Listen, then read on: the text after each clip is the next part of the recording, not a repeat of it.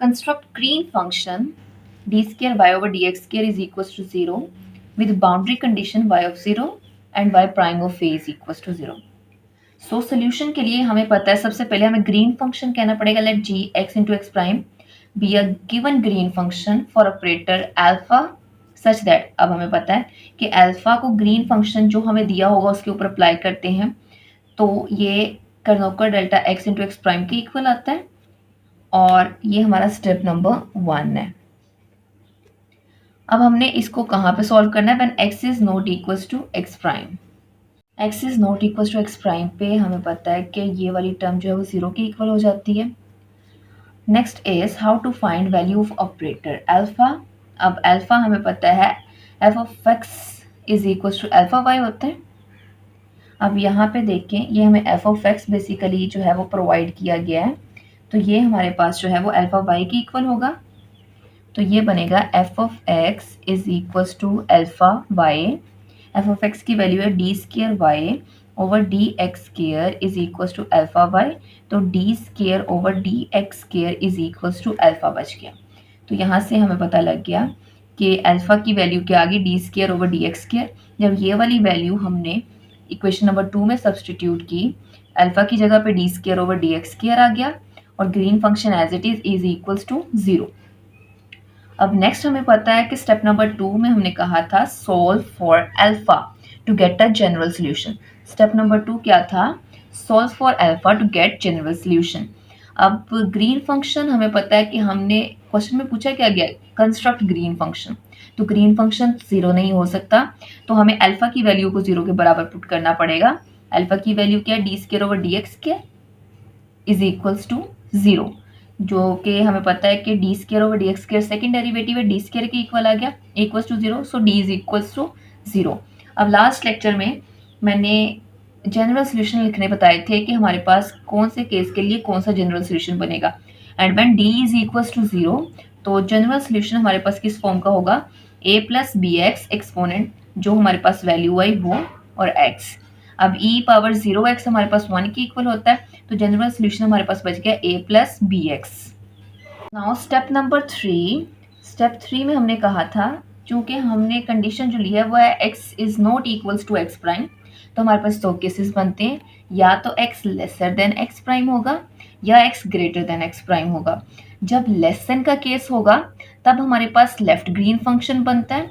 जो general solution आएगा उसको सेपरेट करने के लिए लेफ्ट और राइट के लिए हम कांस्टेंट के साथ 1 और 2 लगा देते हैं. जब हमने लेफ्ट हैंडेड ग्रीन फंक्शन लिखा उसके लिए हमने a1 प्लस b1x लिख दिया और जब x greater than ex prime होगा तो राइट हैंडेड ग्रीन फंक्शन बनेगा उसके लिए हमने 2 लगा दिया साथ. तो इनको इक्वेशंस के नाम दे दिए क्योंकि अब इन्हीं कांस्टेंट की हमने वैल्यूज को नेक्स्ट फाइंड करना है और इन्हीं इक्वेशन को यूज करना है. अब हम बाउंड्री कंडीशंस अप्लाई करते हैं. बाउंड्री कंडीशंस हमें दी गई हैं green function at x is equals to 0 is equals to 0 मतलब कि लेफ्ट हैंडेड ग्रीन फंक्शन हमारे पास इक्वल था a1 प्लस b1x के. ये वाली चीज़ हमारी 0 के इक्वल है. a1 एज इट इज़ आ गया प्लस b1 और x की जगह पे हमने क्या लगा दिया 0 लगा दिया. ठीक हो गया. अब हमें पता है कि ये b1 0 से मल्टीप्लाई होकर 0 हो जाएगा तो क्या बचा पीछे a1 इज इक्वल्स टू 0. अब ये a1 की वैल्यू हमने इस इक्वेशन में लगा देनी है तो left handed Green function equal आ गया a1 0 प्लस b1x. तो यहाँ से ये चीज़ आ गई. अब हमें पता है कि जो भी हमारे पास कांस्टेंट आएगा उसको हमने किसी और कांस्टेंट के इक्वल पुट कर देना. हमारा ग्रीन फंक्शन क्या बच गया green function is equals to b1 की जगह पे c आ गया और साथ में x आ गया. ये इसको इक्वेशन नंबर 5 का नाम दे दिया. इसी तरह से राइट वाली इक्वेशन को हम सॉल्व करेंगे लेकिन राइट वाली इक्वेशन की अगर हम बाउंड्री कंडीशन देखें तो वो बाउंड्री कंडीशन कुछ हमारे पास वो बाउंड्री कंडीशन थी y prime of a is equals to 0. ठीक है मतलब हमें जो वैल्यू दी गई है उसको हमें डेरिवेटिव लेना पड़ेगा. तो हम डेरिवेटिव लेके देखते हैं. जी राइट हमारे पास जो फंक्शन है वो हमें दिया गया है a2 प्लस b2x. अब हमें इसका डेरिवेटिव जब लेना है तो डेरिवेटिव x 1 हो जाएगा तो यहाँ से सिर्फ हमारे पास b2 बचेगा. तो हमारे पास कुछ कंडीशंस जो इसकी बनेगी वो कुछ इस तरह से होगी, G x into x prime is equals to B2। अब जब हमें कंडीशन पता है y prime of a is equals to 0, ये हमें बाउंड्री कंडीशन दी है। यहाँ पे 0 आ गया, यहाँ पे B2 आ गया, चूंकि हमारे पास x है ही नहीं जहाँ पे हमने सब्सटीट्यूशन करनी है, तो ये B2 की वैल्यू आ गई। ये वाली वैल्यू जो है B2 हमारे पास 0 आया, ये हमने ग्रीन फंक्शन में हमारी जो वैल्यू है पुट करेंगे। ग्रीन फंक्शन की वैल्यू हमारे पास क्या बनेगी, A1 और B2 की जगह पे क्या आ जाएगा 0, तो ये हमारे पास बन गया A1। अब हम इस A1 को भी किसी सेकेंड कांस्टेंट के इक्वल पुट कर देंगे, जो हम कह रहे हैं कि वो कांस्टेंट हमारे पास D है, तो राइट हैंडेड ग्रीन फंक्शन जो हमारे पास बनेगा वो आ जाएगा D। इसको इक्वेशन नंबर 6 का नाम दे दिया। सो यू कैन सी हमारे पास ये ग्रीन फंक्शन जो है वो बन गया। अब हमें स्टेप नंबर 4 याद है। स्टेप नंबर 4 में हमने क्या बात की थी, स्टेप नंबर 4 में हमने कहा था कि इन कॉन्स्टेंट्स की हमने वैल्यू को फाइंड करना। वो कैसे फाइंड होंगी, इक्वेशन ऑफ कॉन्टिन्यूटी लगा के। To find the value of C and D constant, to check equation of continuity of Green function हम कहते हैं कहाँ पे चेक करेंगे, at x is equal to x prime पे।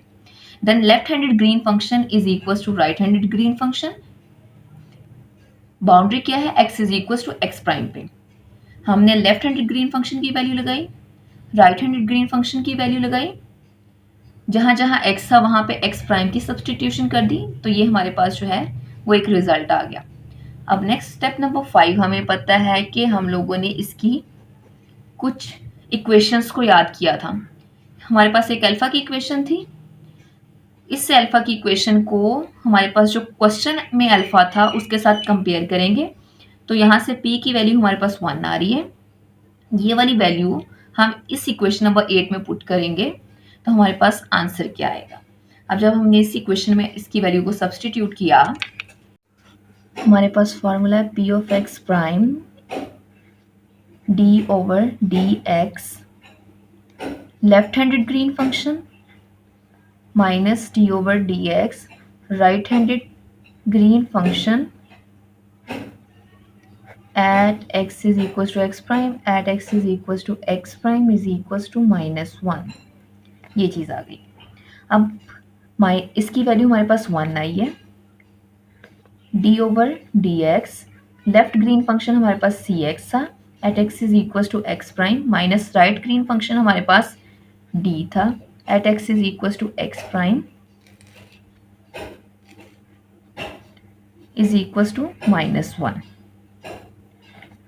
इसका डेरिवेटिव हमारे पास 1 हो गया, इसका डेरिवेटिव 0 हो गया, साथ c मल्टीप्लाई हो रहा है, is equals to -1। c is equals to -1। ये c की वैल्यू हमारे पास जो इक्वेशन आई है उसमें पुट करेंगे। इक्वेशन हमारे पास क्या थी, इक्वेशन हमारे पास थी d is equals to C X prime, तो c की जगह पे -1 पुट किया तो d is equal to -x prime आ गया। अब ये वाली वैल्यूज स्टेप नंबर 7 में हम लोग सेपरेट लेफ्ट और राइट ग्रीन फंक्शंस बनाते हैं। तो लेफ्ट हैंडेड ग्रीन फंक्शन में जब हमने c की वैल्यू पुट की तो ये चीज़ आ गई, राइट हैंड ग्रीन फंक्शन में जब हमने d की वैल्यू सब्सटीट्यूट की तो हमारे पास ये रिजल्ट आया। स्टेप नंबर 8 में दोनों इक्वेशंस को कंबाइन किया और हमारे पास फाइनल रिजल्ट ये बन गया। तो ये था आज का हमारा क्वेश्चन।